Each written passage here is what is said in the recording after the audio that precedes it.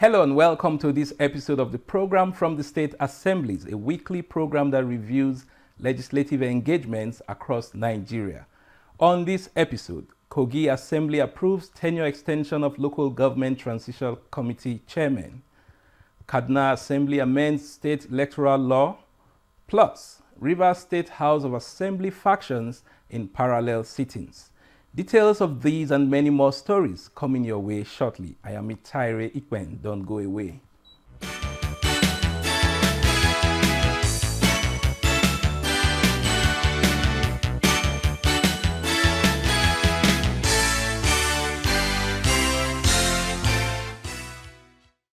Thanks for joining us. We begin from Lokoja, where the Kogi State House of Assembly has approved a 6-month extension for Local Government Transition Committee Chairman in the 21 local government areas of the state.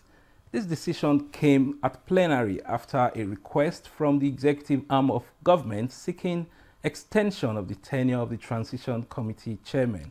Jacob Sani reports that during the same plenary, an adjusted supplementary budget of more than 58 billion naira was approved.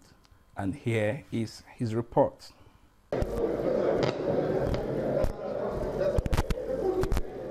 The plenary session reviewed the recent votes and proceeding of the House, making minor observations. Speaker of the House, Umar Aliyu Yusuf, read a letter from Governor Ahmed Usman Ododo regarding the extension of the tenure of the Transition Committee Chairman. In the letter, Governor Ododo cited a lack of funds and high wage bill as reasons for the request to delay the local government elections.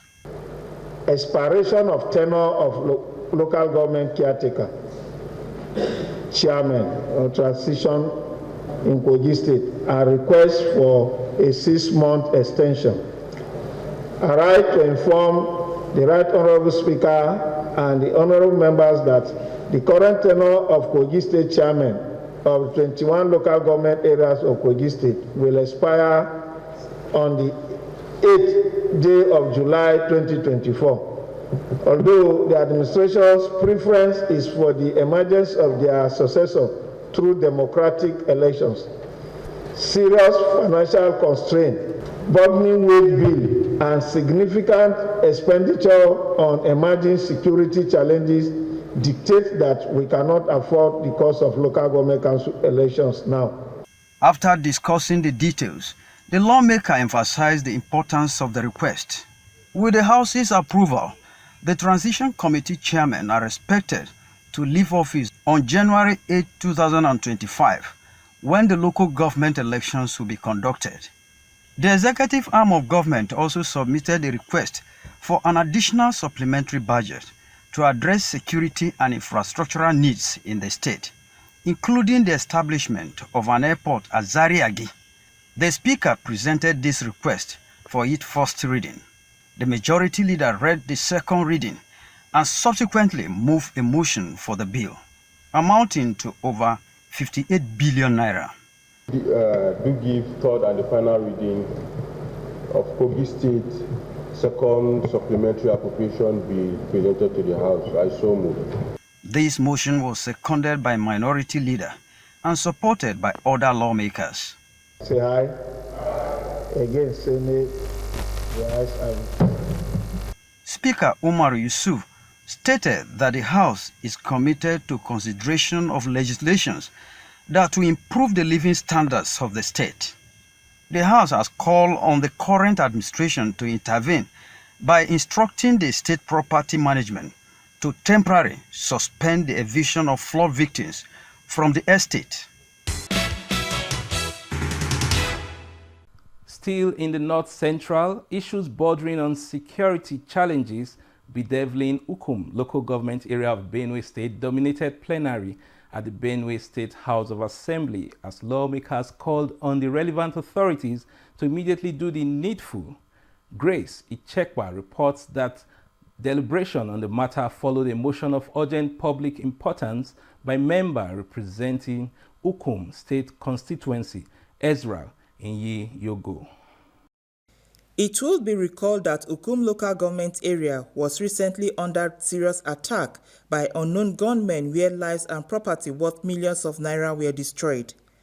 Member representing Ukum State constituency, Mr. Ezra Ninyongo, called for the deployment of more security personnel to the area to forestall reoccurrence of the ugly incidents as residents have fled their homes. Informed that on the fateful day when the 6 persons were killed, the youth decided to carry the corpse to go and show the chairman of the local government council area. Hence, he has never visited in the previous attacks and killings. Other lawmakers who lent their voices condemned the act, noting that it was a crime against humanity. Government properties were destroyed. Government Technical College, Secretariat, Government Guest House, and all that. Honorable Speaker, I want to tell you that. I also want to beg that the prayer number 4 should be expunged completely from this prayer, because we cannot destroy government properties ourselves as we ask the same government to come back and feed the people that are there. Honorable Speaker, sir, the executive governor should please inaugurate members of the Civil Protection Guard immediately. That was why the House gave the bill accelerated hearing in the interest of the state. And if that is done, the problem of the security, I think it will be reduced to the barest minimum. People are dying every day. Every day. So please, Mr. Speaker, prevail on the relevant authority. Let them do the needful. There's no need standing and be pretending. Lives of people are precious. Speaker Benue State House of Assembly, Mr. Ondonadaju, emphasized the urgent need to unravel the causes of the crisis and urged the State Emergency Management Agency, SEMA, to provide relief materials for the victims. If you look at from Katsina to Zakida, the road is good, within 15 minutes. We expect that the police, and from Katsina to Zakida, you have more than 10 checking points. If it is two policemen on that road, and you move them to Zakida, what about Logo? What about Ikwande? It's the same expressway from Ikwande to Vandika. And if this Vandika, Ikwande, and Logo Katsina were coordinated properly, they would have moved at least. Maybe after the secretary, they would have stopped those boys. During plenary, a bill for a law to make provision for the maintenance of widows of past paramount rulers in Benue State was presented for first reading. Now in the Northwest, the Sokoto State House of Assembly passed a bill to amend the Sokoto State Local Government Law 2008 to provide for extension of tenure of local government councils from 2 to 3 years. The development followed consideration of a report presented by the House Committee on Local Government and Chieftaincy Affairs. Nuruddin Adili reports.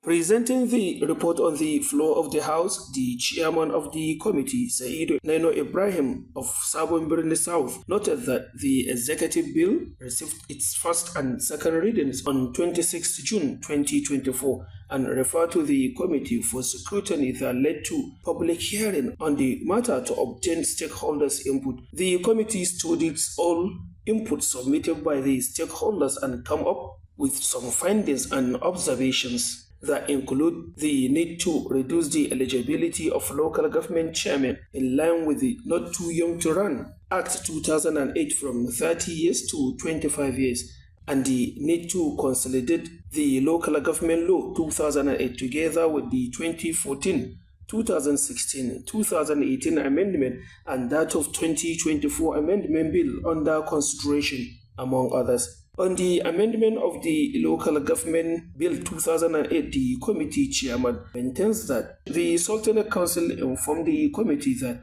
the council has no objection and support the amendment, adding that the law will not in any way negatively affect the cordial working relationship between the state government and the Sultanate Council. The Deputy Speaker Kabiru Ibrahim Nkwari who presided over the sitting, announced the House resolved to adopt the bill's amendment through a voice note. In a related development, the House also passed a bill to repeal the Arabic and Islamic Education Commission Law No. 5 of 2022 and make provision for the establishment of Arabic and Islamic Education Board to provide for the reformation of Quranic schools, al-Majri system, and for purposes connected therewith.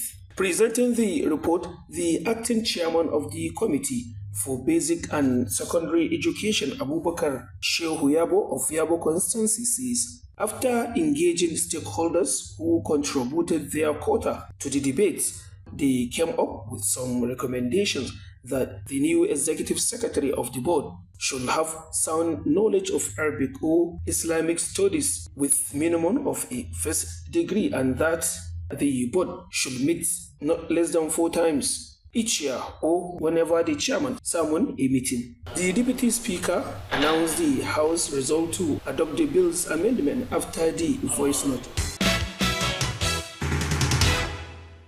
In another development, the Sokoto State House of Assembly has approved a bill to repeal the State Zakat and Wakaf Endowment Commission Law 2022 and establish the State Zakat and Wakaf Endowment Agency. This followed the consideration of the report from the House Committee on Religious Affairs. Again, Nuruddin Adili has more. Presenting the report on the floor of the House, the chairman of the committee, Abubakar Shehu Yabo of Yabo Constituency, reminded that the executive bill received its first and second readings on June 26 and was referred to the committee for further scrutiny that led to the public hearing to obtain stakeholders' input.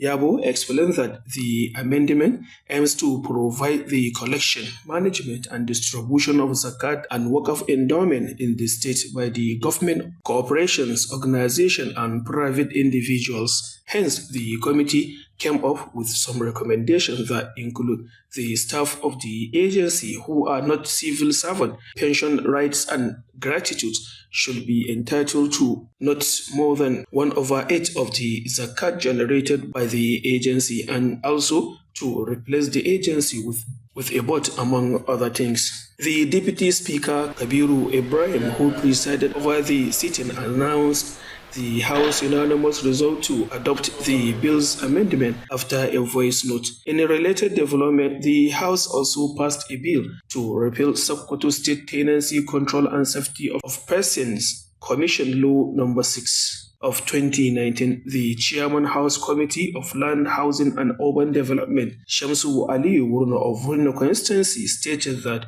the amendment aims to establish the Sokoto State Tenancy Control and Safety of Persons agency that was initially a commission. After the amendment, the agency will be under the supervision of the Ministry of Justice. The bill was also unanimously adopted by the members as announced by the Deputy Speaker who presided over the plenary. Meanwhile, the amendment of the Kaduna State Electoral Law 2021 without due diligence by the Kaduna State House of Assembly has been a subject of discussion among the citizenry.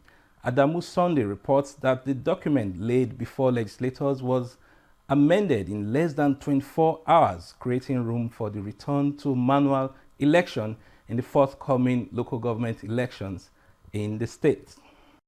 After reading the bill on the floor of the House, the members wasted no time in referring the bill to the House Committee on Judiciary for deliberation before embarking on recess. I wish to move that this Honourable House do resolve and set aside the provision of Rule 3, Section 1 of Order 12 of the Standing Orders and Rules of the Honourable House to allow for the second reading of the bill scheduled on the order paper of today. I so move. Upon resumption, the House unanimously adopted the amended bill, paving way for the return of manual election in the state. We deem it fit that we should give them the opportunity to use the normal voting process that we are used to, rather than the one that was used during the electronic voting machine. Haven't considered all the incidents that were that accompanied the device. The circumstances we found ourselves with the SECOM complaining that their machines need repairs and additional machines, and for the state government to provide that machines will take not less than 6 months. According to the law, verification and voting will be done through the use of a manual voter register, with the commission providing ballot papers and boxes for the conduct of the election. The lawmakers also confirmed the appointment of Ali Masani, Abubakar Musa, and Ahmad Yaya as permanent commissioners of the Kaduna State Electoral Commission.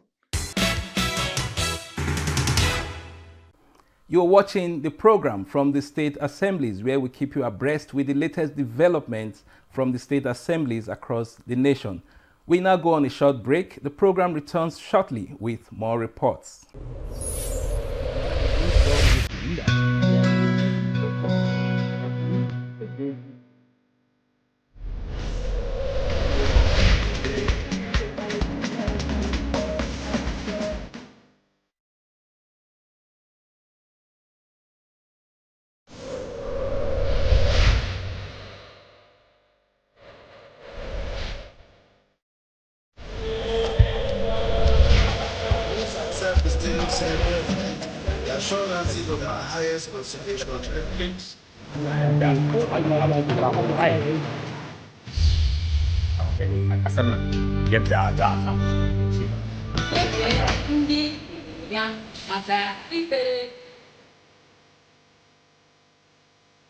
Wàásù ẹni ọ̀wọ̀ kókó láfikún ó ní yẹ kí àwọn ènìyàn súnmọ́ Ọlọ́run láti máa.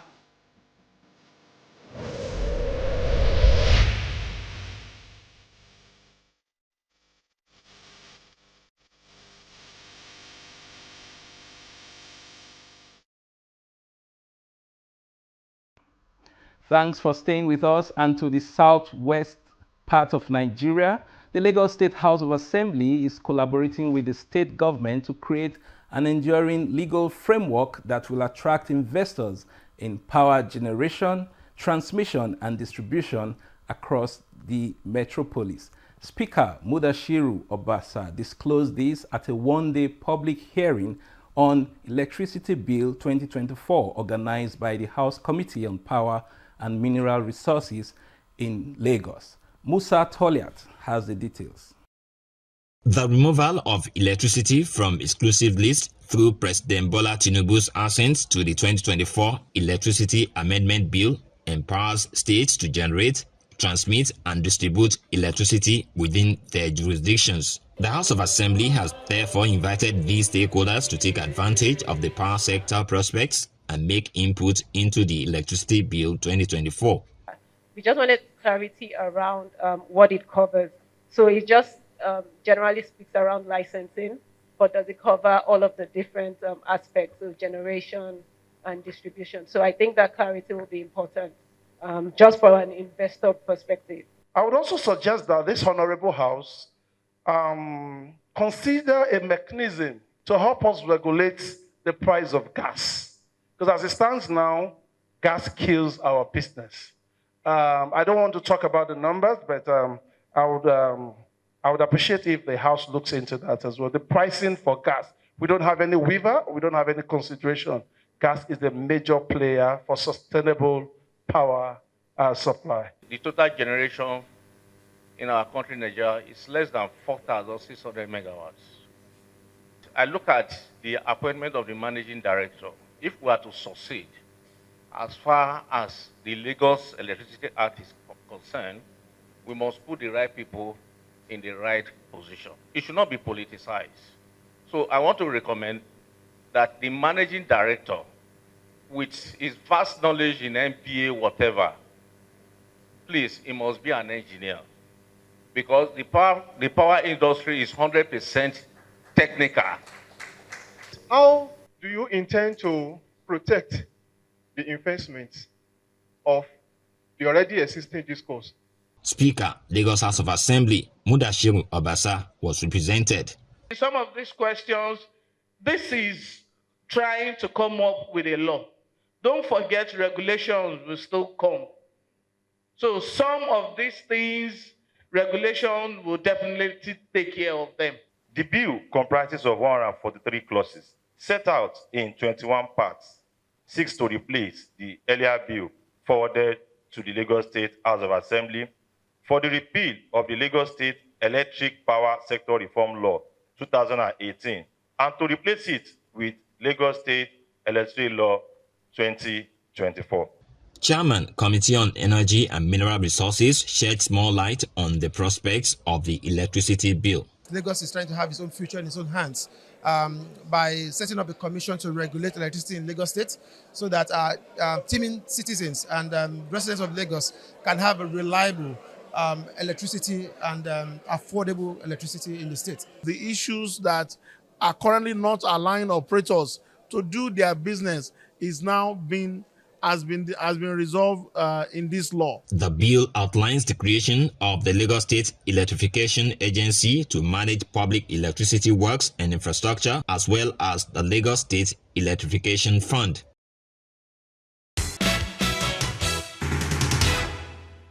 And moving to the South-South, the two factions of the Rivers State House of Assembly, separately led by Victor Oko-Jumbo and Martin Amawule, held parallel sittings on Monday, 8th of July 2024.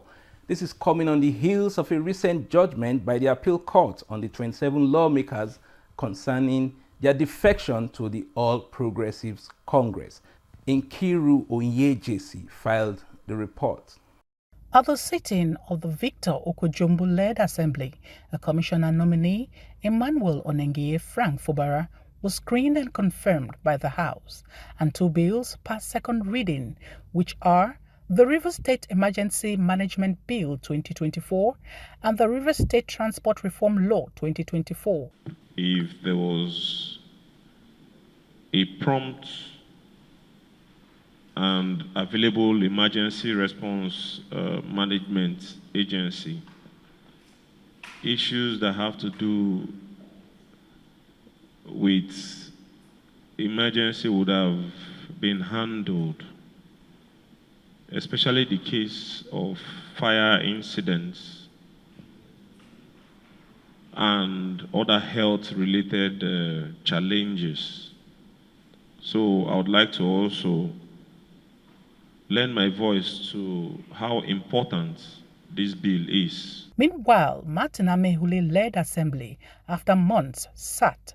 This is coming on the heels of the recent Court of Appeal judgment nullifying the expulsion of Amewule and 24 others by the Rivers State High Court, citing Section 273 of the Constitution.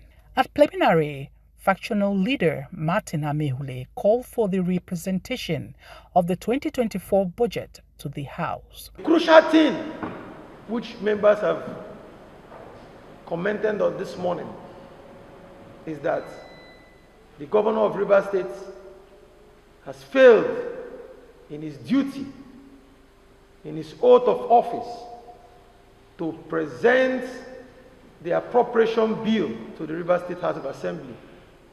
He has failed to do so up till this date.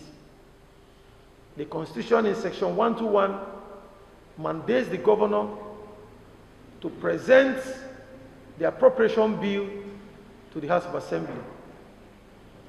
In Section 122, the Constitution gives a window for the governor to spend in the event that there is no appropriation law, but limits that window to 6 months. Honorable members, the 6 months window allowed to the governor has since elapsed on the 30th day of June. As we speak, there is no window for the governor to spend taxpayers' money or any fund from the Consolidated Revenue Fund of Rivers State. With the recent development, the crisis rocking the Rivers State House of Assembly seems to be far from over.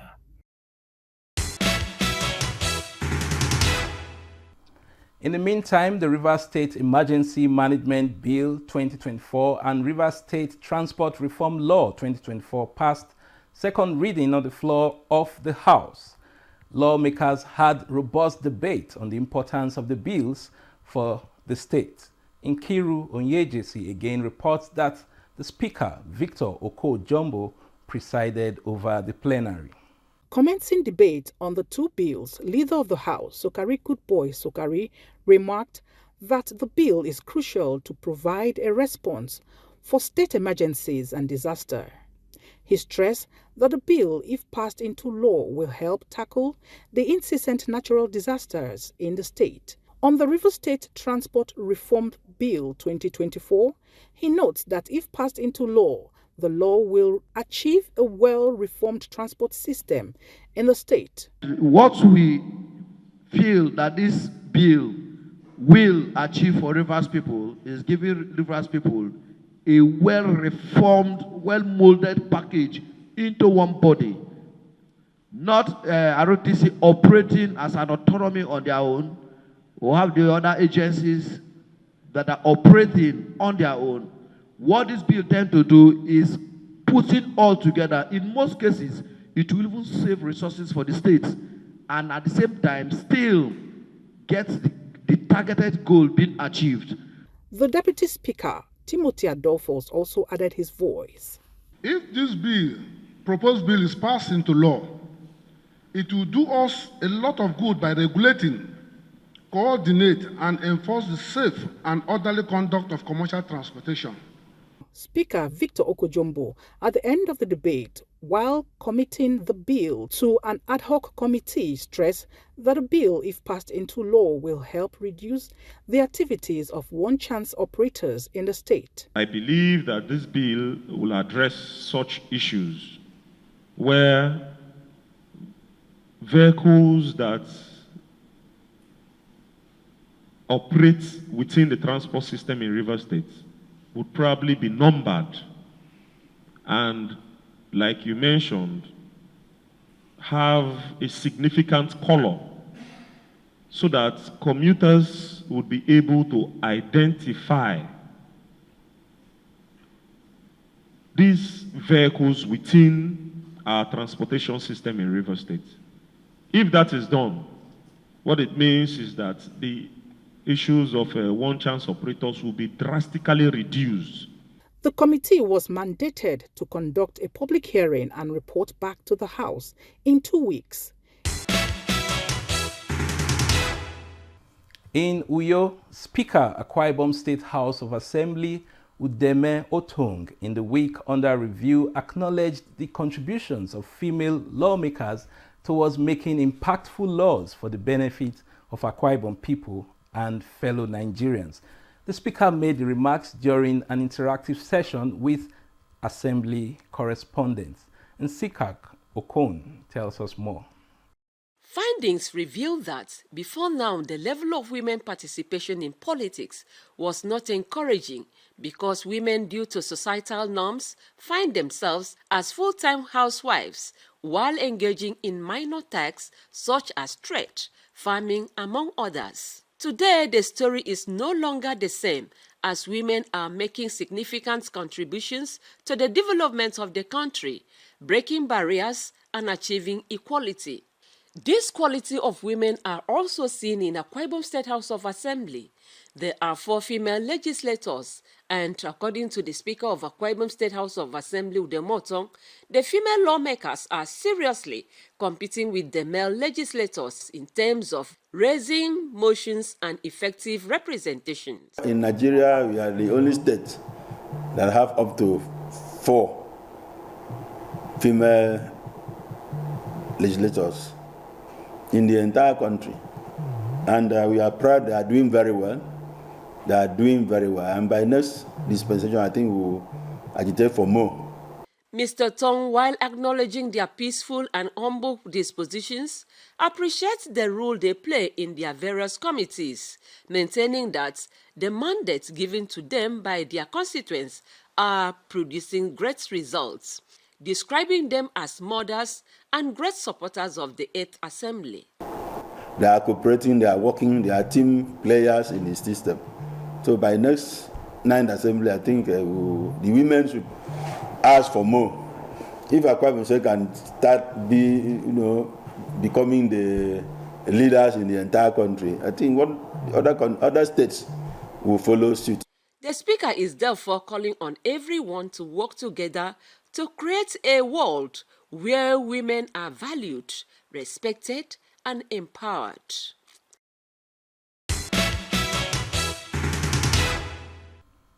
And from the Northeast Geopolitical Zone, the Chairman, National Assembly Service Commission, Ahmed Amshi, has urged state legislators to support the executive branch of government in achieving human capital and infrastructural development. He spoke during an interactive session with Gombe State lawmakers when leading a team from the commission on a working visit to the state.